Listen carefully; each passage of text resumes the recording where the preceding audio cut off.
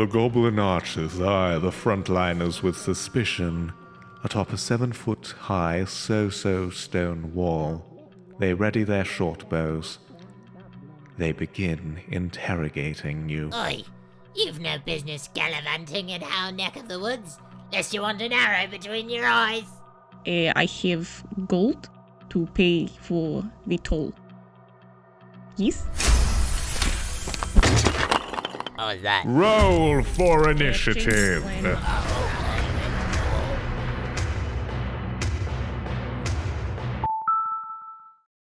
Is it too late to swap my weapon? I've been playing D&D since 2018, and now I kind of feel like I've wrapped my head a bit more around the 2024 rules, so I wanted to talk about... yeah. In the 2014 Player's Handbook on page 190, it specifies you can also interact with one object or feature of the environment for free, or you could draw your weapon as part of the same action you use to attack. If you want to interact with a second object, you need to use your action. Cool, but then in tiny, tiny text it specifies you can draw or sheath a sword. Okay, well, my interpretation of the rules set out in the year of our gaming 2014 has been, if you want to swap your weapons, that's an action. Because free object interactions sheath or drop your weapon, but, you know, it's an action to draw a new one. And because of this detriment to the action economy, it's always brought into question before combat starts whether any given player character has swapped to a more appropriate weapon. You know, before we announce the initiative results, like Steph did. And I don't have a problem with that. I think it's fair. The first turn of combat is really f***ing crucial. And I think that it's realistic that your player character would have swapped to a more appropriate weapon before shit hits the fan. Because otherwise in 2014, you're relegated to using action surges or hastened actions to do multiple free object interactions on your turn.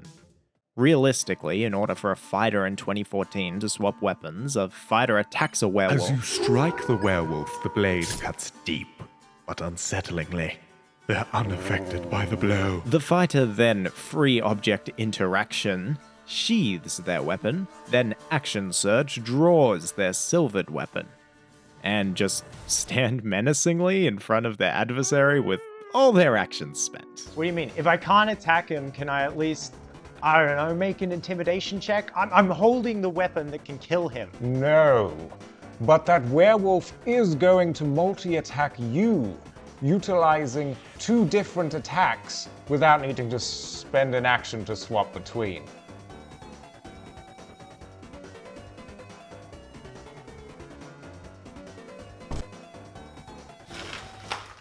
The year is now 2024, and we've come so far. There's a lot of power creep to unpack here. In page 361 of the new PHB, it states you can either equip or unequip one weapon when you make an attack as part of this action, and you do so either before or after the attack.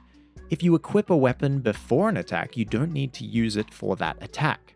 Equipping a weapon includes drawing it from a sheath or picking it up. Unequipping a weapon includes sheathing, stowing, or dropping it. Now, let's use the same fighter example we used before, but now it's our 2024 fighter experiencing the same encounter because all 5e adventures are backwards compatible.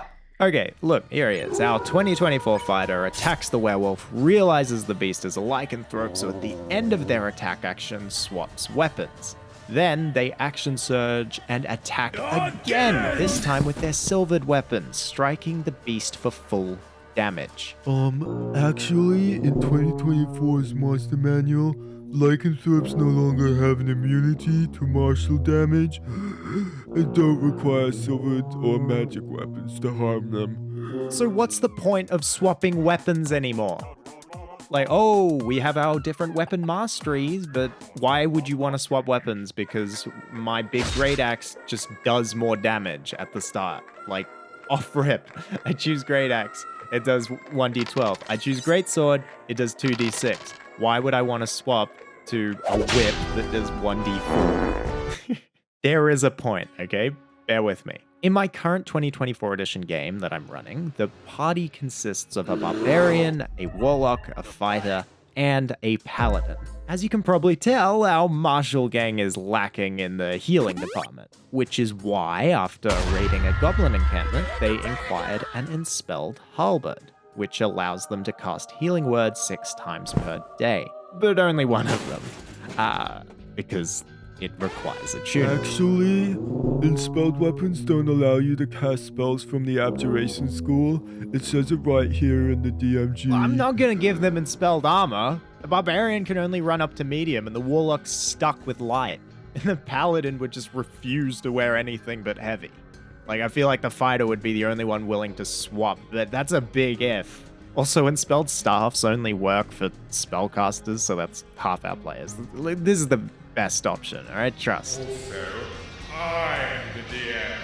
It's me! All along, it's me! So your rulings are irrelevant at my table! So here we are, the final thought experiment. What does this all look like together on a player's turn? It looks like this. The player attacks, spending their action, then they can freely swap their weapon at the end of their attack action to the enspelled halberd. Granted, they're attuned.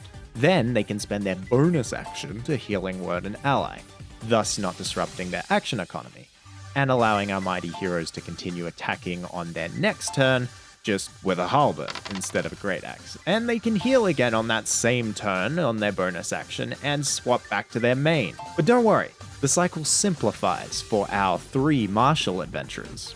Sorry, warlock.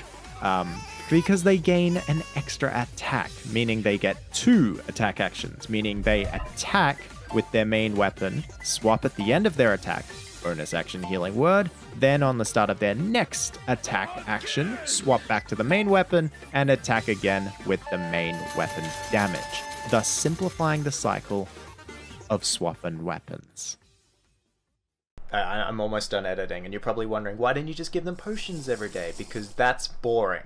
Make them use and heal each other on their turns and then decide, oh, who's going to be the designated healer with the halberd today?